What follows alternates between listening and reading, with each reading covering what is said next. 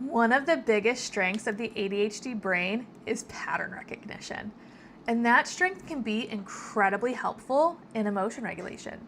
Hi, I'm Amy Kelly, licensed mental health therapist in Florida and Colorado. I own Wildly Authentic Counseling, a group practice that helps adults with understanding emotional patterns with curiosity and compassion, not shame.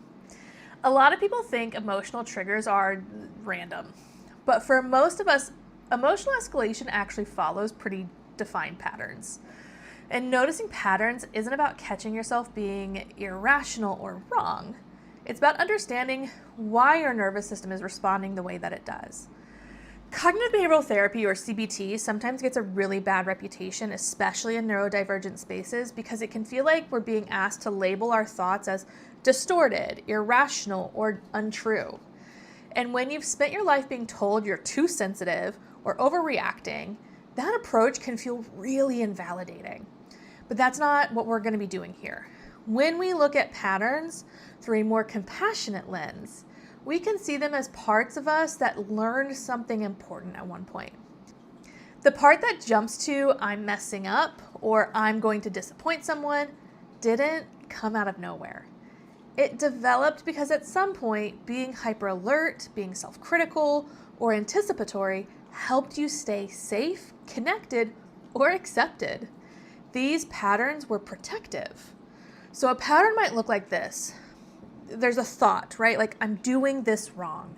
Emotion, shame or fear. The body response, tight chest, clenched jaw, shallow breath. Instead of arguing with the thought, we want to try to start by understanding it. We might say, of course this shows up. This part learned to scan for mistakes to keep me safe. When you meet patterns with understanding instead of judgment, something can shift.